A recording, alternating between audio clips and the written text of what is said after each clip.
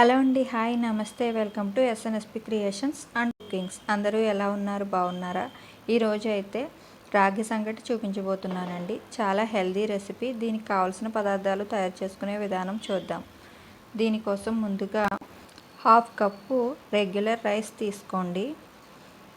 తీసుకుని ఇది 2 సార్లు బాగా వాష్ చేసుకుని వాటర్ వేసి అరగంట పాటు నానబెట్టి ఉంచండి.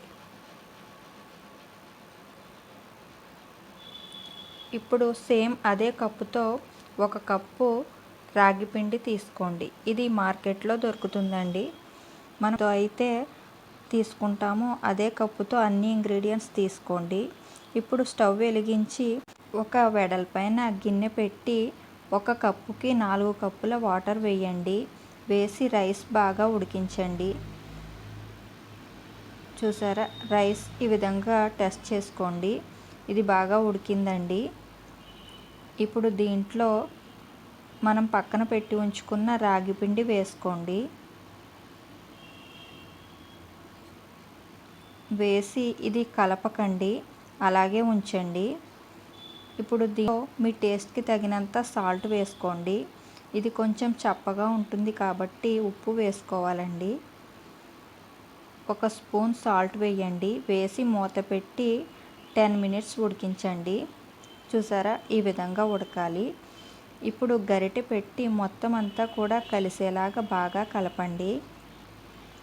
మీకు ఒకవేళ వాటర్ సరిపోకపోతే ఒక గిన్నెలో వేడి నీళ్ళు బాగా కాచి వేయండి. ఎక్కువ వేయొద్దు, తక్కువగా వేయండి. బాగా వేడిగా ఉన్న నీరు మాత్రమే 1/2 కప్ వేసుకోండి, ఎక్కువ వేయొద్దు. నేను చెప్పిన కన్సిస్టెన్సీలో 4 కప్పుల వాటర్ సరిపోయిందండి. ఇప్పుడు మూత పెట్టి 5 మినిట్స్ ఉంచండి. 5 మినిట్స్ తర్వాత చూసారా, ఈ విధంగా రెడీ అవుతుంది. దీంట్లో కొంచెం 1/2 స్పూన్ నెయ్యి వేయండి. మీకు నెయ్యి ఇష్టం లేకపోతే స్కిప్ చేసేయండి. ఇదంతా కూడా బాగా మెదిపినట్లుగా కలపండి. మెత్తగా అయ్యేంత వరకు, అన్నం పిండిలో బాగా కలిసేంత వరకు మెదుపుతూ బాగా కలపాలి. ఈ విధంగా కలుపుకున్న తర్వాత ఇప్పుడు బాగా చల్లారనివ్వండి. ఇది పూర్తిగా చల్లారిన తరువాత చేతికి నేతిని అప్లై చేసుకుని ఈ విధంగా రౌండ్గా బాల్ షేప్లో చేయండి. అంతేనండి, ఎంతో రుచికరమైన హెల్దీ రెసిపీ అండి. రాగి సంగటి రెడీ అయిపోయింది. ఇది ఎముకలకి చాలా దృఢమైన శక్తిని ఇస్తుందండి. దీంట్లో విటమిన్స్, మినరల్స్ చాలా ఎక్కువగా ఉంటాయి.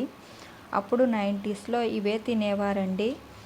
ఈ రాగి సంగటి నాటుకోడి పులుసుతో కానీ, కోడిగుడ్లు పులుసుతో కానీ, పప్పు, సాంబారు దేంతో అయినా కూడా సర్వ్ చేసుకోవచ్చు. చాలా టేస్టీ రెసిపీ అండి.